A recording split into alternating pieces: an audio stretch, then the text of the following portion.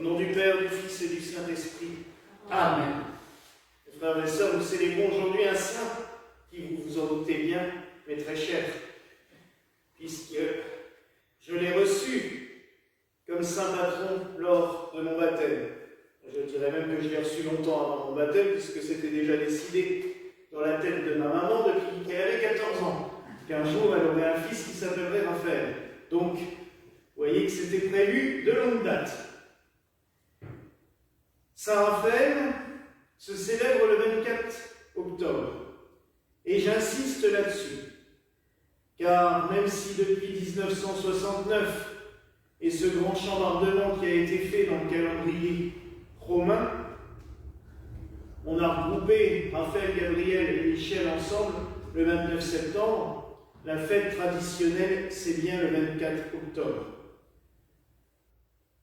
Pourquoi j'insiste là-dessus? Parce que la symbolique de cette fête a été éminemment bien choisie par les codificateurs de la liturgie, par les pères de l'Église. Nous avons lu que l'ange Raphaël est venu pour guérir Tobie, avec un E. D'ailleurs, dans la Bible, vous avez le livre de Tobie qui vous raconte toute cette histoire, car c'est une aventure familiale qui se produit, et on a l'action de l'archange Raphaël qui vient, qui guérit Tobie, qui trouve une femme à son fils qui s'appelle aussi Tobie, mais avec un T à la fin, qui délivre cette femme des démons qui l'enchaînent. Donc, une belle aventure familiale protégée par le Saint-Archange.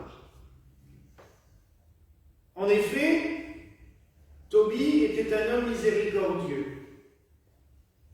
et il avait pris l'habitude de cacher les morts pour les enterrer la nuit, car suite à la décision d'un tyran, tous ses ennemis devaient être tués mais n'avaient pas le droit à la sépulture. Il fallait les laisser en plein désert. Et lui les prenait, les cachait. Malheureusement, tout cela l'a épuisé. Il s'est un jour endormi et un oiseau a fait sur ses yeux et il a perdu la vue. Aveugle à l'époque, impotent, était quelque chose, j'allais dire, c'était carrément une mort assurée. Si on ne pouvait plus apporter sa subsistance, c'était foutu. En parallèle, son fils, Tobie, appréciait bien cette femme qui s'appelait Sarah. Mais Sarah avait une malédiction sur elle, et en fait, elle en était déjà au 7e mari qu'elle enterrait. Cette fois veuve, c'est sympathique aussi. Eh bien, un voyageur qui se propose d'accompagner Tobie, le fils, sur son chemin pour aller faire une commission pour son père. Je vous passe tous les détails, mais Raphaël, puisqu'il va se présenter comme tel, Raphaël en hébreu qui veut dire la médecine de Dieu, la guérison de Dieu, va dire à Tobie, prends ce poisson, il pêche un poisson, prends-le, ouvre-lui le ventre, prends du fiel, donc c'est ce liquide acide et assez corrosif qu'on trouve dans le foie du poisson, mets-le sur les yeux de ton père et il retrouvera la vue.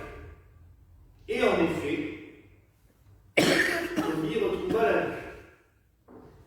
Puis il délivra Sarah de ses démons, et Tobie et Sarah se sont mariés et ont pu vivre une vie heureuse sans la crainte de cette mort foudroyante qui touchait tous les maris de Sarah. Ce qui fait que Saint Raphaël est considéré comme le saint patron de ceux qui souffrent. Il est là pour les guérir, pour les soigner, mais il est aussi le patron des amoureux.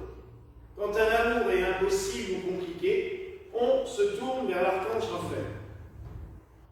Nous avons lu, Antoine a lu le livre d'Enoch, qui n'est pas un livre canonique, mais qui est un livre traditionnel quand même que les églises orthodoxes utilisent aussi, où on découvre le ministère des anges lors même de la création du monde. Et on voit bien que Raphaël est déjà aussi considéré comme un puissant exorciste pour chasser les démons. Saint Michel est le plus grand, c'est sûr, puisque lui il a combattu Lucifer directement, mais Saint Raphaël est aussi un puissant exorciste. Enfin, nous lisons cet évangile de Saint Jean qui nous montre que le Christ va faire un miracle à la piscine appelée Bethesda. Mais on lit cet évangile non pas pour le miracle du Christ, mais pour ce passage. Les paralytiques et les boiteux, les aveugles attendaient là le bouillonnement de l'eau, car un ange du Seigneur descendait à certains temps dans la piscine et agitait l'eau. Et le premier qui descendait dans l'eau après que l'eau ait bouillonné était guéri. Et la tradition hébraïque a toujours vu dans cette piscine de Bethesda l'action de l'archange Raphaël, qui donc descendait régulièrement, agitait l'eau de la piscine pour guérir les malades. Donc vous voyez l'étendue de la puissance de notre archange. Saint Raphaël a été très vénéré, au Moyen-Âge notamment. La ville de Cordoue est placée sous sa protection. Il est le saint patron de la ville et il y a une grande colonne avec la statue de Saint Raphaël. Plus près de nous, en France, une ville s'appelle Saint-Raphaël parce qu'elle est vouée, et l'église médiévale qui est en plein centre du village s'appelle Saint-Raphaël et il y est très vénéré. Dans les pays espagnols et italiens, il est encore plus connu, plus célébré. Depuis au début du fin 19e, début 20e, on l'a oublié, mais depuis la fin du 20e, il revient, j'allais dire, à la mode, parce que tous les mouvements spiritualistes, guérisseurs, magnétiseurs et tout ça, forcément, se mettent sous sa protection, puisqu'il a ce pouvoir de guérir au nom de Dieu. D'ailleurs, cette représentation est plus en provenance de ces mouvements spiritualistes que la tradition catholique, mais je le trouve très beau parce qu'on voit bien la puissance divine qui sort des mains de l'archange pour apporter la guérison. On ne le prie pas assez. Ça, il faut bien le reconnaître. Même moi, je l'oublie une fois. Mais dans notre rituel, le grand rituel pour l'onction des malades, quand il y a un cas vraiment extrêmement grave, dans le grand rituel de l'Église gallicane, la première prière s'adresse à Dieu pour lui demander d'agir maintenant.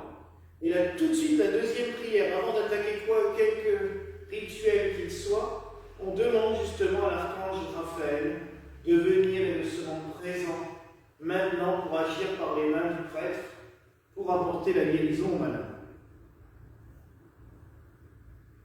Saint Raphaël est donc un des 7 archanges qui se tiennent en permanence dans la présence du Seigneur. C'est ce qu'il dit lui-même à Tobie. C'est cet archange qui sont représentés lors des messes pontificales par les 7 cierges qui sont allumés, par le chandelier à 7 branches aussi. C'est les 7 chandeliers de l'Apocalypse qui brûlent en permanence devant Dieu. Mais on n'en connaît que 4. Raphaël, Gabriel, Michel et Uriel. Uriel qui est aussi connu par le livre d'Enoch, qui n'est pas vénéré par les églises occidentales, mais qui est vénéré par l'église orientale et par l'église gallicane, le 20 avril. Les 3 autres sont encore mystérieux. On n'a pas les noms. Mais j'avais déjà fait le parallèle dans une homélie. La Bible, l'Apocalypse nous parle des 7 sceaux de l'Apocalypse, des 7 livres qui se sont dévoilés et ouverts au fur et à mesure. Est-ce que les 3 leurs noms ne nous seront pas connus au moment venu quand le Christ l'aura décidé lui-même. Il y a des noms qui circulent. Jéhudiel, Barakiel, Zéatiel. Mais c'est des noms qui ont été inventés à partir, c'est pas faux, mais à partir des attributs que l'on donne aux trois archanges manquants de la liste. Donc, on a pondu des noms. Alors, certains vont les utiliser, d'autres vont encore en inventer d'autres. J'entends souvent qu'on nous parle d'archange Métatron. Alors là, il est sorti de nulle part, on l'invente totalement, mais ça fait plaisir à certains de penser le connaître. Il y a bien cet archange, la Bible est claire, l'Ancien Testament comme le Nouveau est clair là-dessus, il y a cet archange, mais nous ne connaissons que 4 noms. Les 3 autres nous seront sans doute révélés un jour par le Seigneur lui-même. Vous savez très bien que le chiffre 7 est extrêmement important, extrêmement symbolique, et que l'Église n'a pas la connaissance infuse de tout, et que tout doucement le Seigneur nous éclaire. Ainsi, je pense que le fait de célébrer maintenant l'archange Uriel, alors qu'il a été aussi lié pendant des siècles, c'est cette ouverture tout doucement sur la connaissance et la suite. Mais les 4 archanges ont aussi leur prépondérance. Vous savez, c'est peut-être comme les disciples aussi. Chez les disciples, il y avait 12 apôtres, mais il y en avait 3 parmi les 12 qui étaient encore privilégiés par rapport aux autres, qui avaient un rôle plus prépondérant, plus important, Pierre, Jacques et Jean. Chez les archanges, les 4 premiers ont peut-être aussi un rôle très important à jouer. Ils sont aussi ceux qui gouvernent les 4 horizons, nord, sud, est, ouest. Ça rappelle quelque chose à quelqu'un?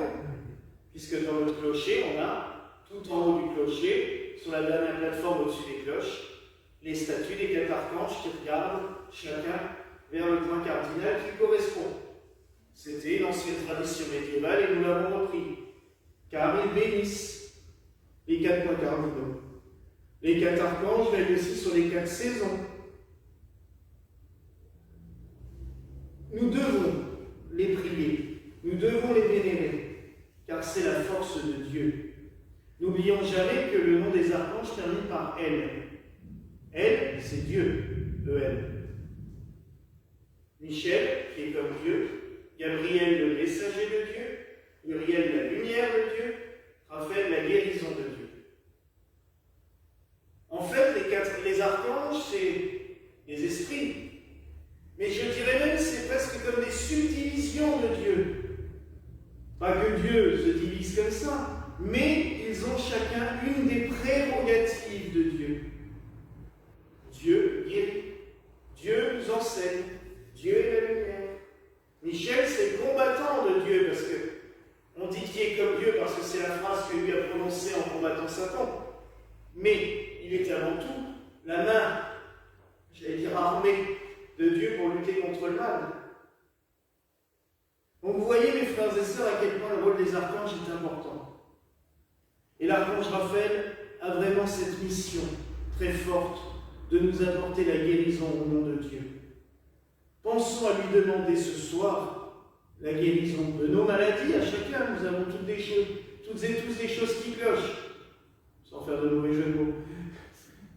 Mais nous avons aussi, toutes et tous, des maladies psychiques, des choses qui nous perturbent, qui nous bouleversent, qui nous embêtent, qui nous pourrissent la vie. Ce soir, c'est le moment de confier à Saint Raphaël pour avoir la guérison. Et c'est aussi le moment de lui confier tous nos malades, tous ceux que nous connaissons, tous ceux que nous fréquentons. Nous allons visiter les Pâques cet après-midi. Confions-lui aussi tous ceux qui vivent dans ces maisons, qui ont besoin de soins. Confions-lui tous les malades des hôpitaux, pour qu'en ce jour, il nous guérisse. Enfin, je terminerai, parce que je vous ai dit que le 24, pour moi, c'était important.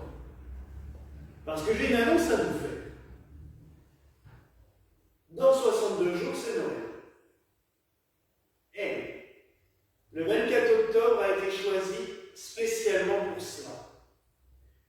que Tobie, quand il a retrouvé la vue, avait 62 ans.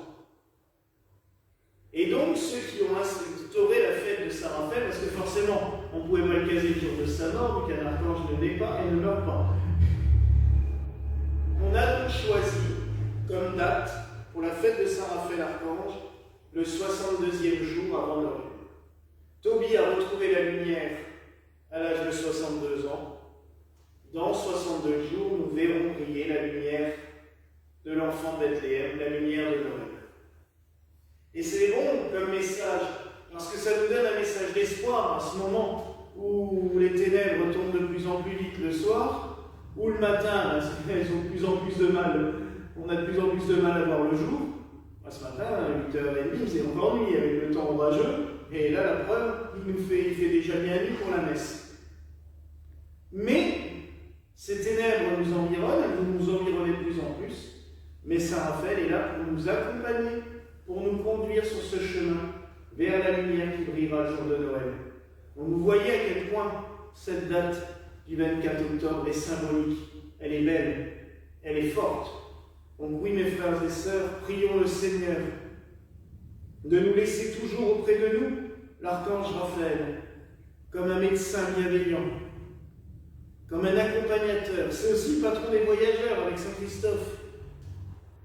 Demandons à Dieu qu'il nous accompagne durant notre voyage vers la lumière de Dieu, vers la lumière divine, et qu'il veille sur tous les malades, sur tous les amoureux, sur tous ceux qui souffrent, qu'il soit pour eux un réconfort bienfaisant. Voilà la grâce que je vous souhaite au nom du Père, du Fils et du Saint-Esprit. Amen.